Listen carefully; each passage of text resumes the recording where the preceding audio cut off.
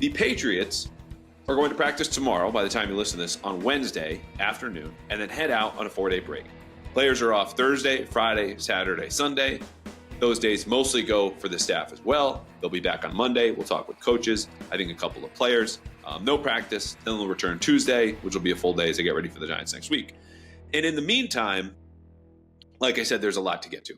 And the only place to start, of course, after that 10-6 loss on Sunday is the place where Mac Jones didn't finish, which was the 2-minute drill at the end of the game. When Bailey Zappi took over after the worst throw of Mac Jones' career, at least worst interception, that fell 5 to 6 yards short of Mike Gesicki in the end zone because he threw off his back foot, because a rusher was 3 yards away from him and closing in, and he just short-armed it. And that duck was enough to send him to the bench. Bailey Zappi, of course, had his own horrendous interception. But in checking in with people around the team today and yesterday about Mac Jones, no, a decision has not been made, as Bill Belichick told us Monday, and then again today. But if the decision was up to the locker room about who gets to start against the Giants a couple days after Thanksgiving, the answer is not Mac. Because I spoke to someone today who estimated the locker room is 80-20 out on Mac Jones. This person said that they are done with him. And the lack of belief spreads not only just from the offense, the people blocking for him and catching for him and working around him, but also on defense. Because there is a sense of how he has played, not only just against the Colts, but also the Saints and the Cowboys, that you just can't win with him. It almost doesn't matter what everyone else doing around him when he throws pick sixes, throws red zone interceptions, and single-handedly nukes drives, despite the fact Bill O'Brien has already baby-proofed this offense. Day one pass concepts, screens, running the ball 6 straight times to start the second half, and 8 straight times in another part of the game. And the Patriots still lost. Why? Because even though you took the ball out of Mac Jones' hands, he still found a way to give it to the other team. And these mistakes are costing the Patriots. And sure, it's a lost season anyway. But his mistakes are the reason, more than anything else right now, that they are 2-8. And players are frustrated. They're over it. He's been benched 3 times in 10 games. That is the same number of times that Cam Newton was benched. In his entire 2020 season, arguably the worst season by a quarterback in the last, 25, 30 years of Patriots history, Mac Jones has matched that. Now, I wrote a column immediately after the game. Other people had the same sentiment. This has to be the end of the Mac Jones era. And I gotta be honest, as I wrote this, I am fully aware and understanding that Mac Jones is still the best quarterback on this roster. Because again, as we've talked about multiple times, Bailey Zappi got cut.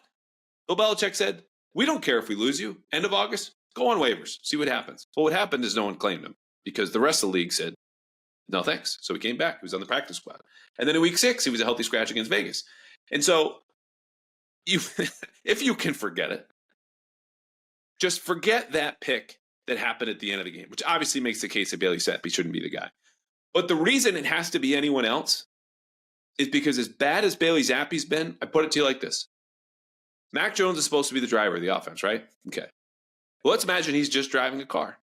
He's a sharp guy, plays it safe, doesn't run even yellow lights, goes by the speed limit, waves some pedestrians by when they need to cross the street. But in 3 out of 10 Sunday drives this year, the man has gotten into a full-on car crash that could have been avoided. And the cops took his license and benched him, okay? And you can't have that.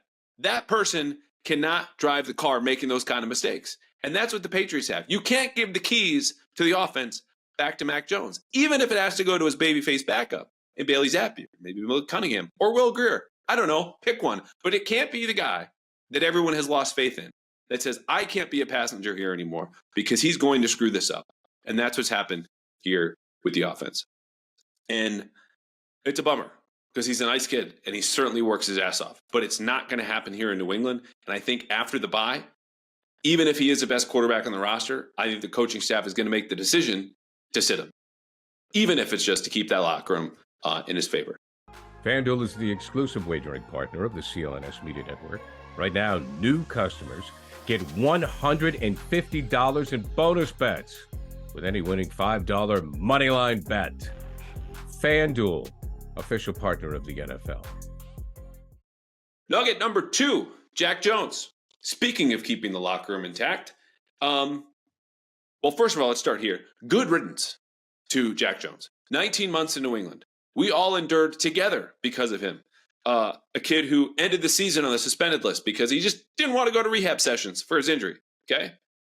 Last offseason, as we all remember, walks into Logan Airport with loaded guns and large capacity magazines. Okay?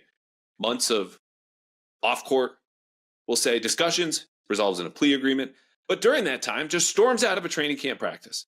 And then this year is benched for the start of not just one game against the Commanders, but also against the Colts, and then plays a season-low 10 snaps against Indianapolis. A player that Belichick empowered, drafted, allowed to continue to do this, while all of his teammates, some of whom are playing less than he is, go, we're playing by the rules, what the heck is happening? So it made sense maybe at the start when you were expecting this big year two lead from a guy who could start for you at cornerback. Jack Jones didn't start a game this year. So standing by him made less sense by the day. And it made even less sense when his performance waned to the point where opponents were averaging a passer rating or finished with a passer rating of 106.1 against him. But that's not all. Because in speaking with someone else today about what happened with Jack Jones, Belichick said Tuesday morning, nothing happened in Germany. That's largely true, but not entirely.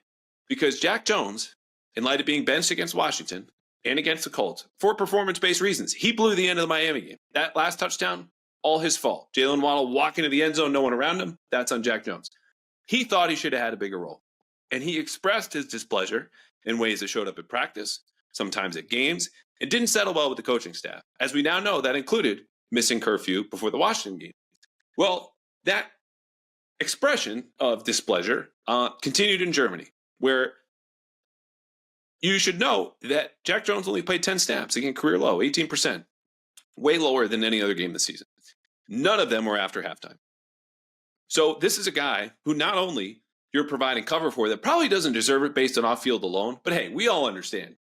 As valuable as you are with your organization, that's how much BS your boss is going to put up with. I mean, this goes outside of football, right? Like it doesn't matter. If you're great at something, you can screw up more than someone who is replaceable, screws up once, and gets thrown out the door. The Patriots defense started to suffer along the way with Jack Jones, so it wasn't worth putting up with him anymore. And Germany was the last straw. He's gone. It's a good thing that he's gone for this defense that is not blowing games where he allowed multiple catches against Washington and the Colts, despite, again, just playing 10 snaps and blowing that Miami game.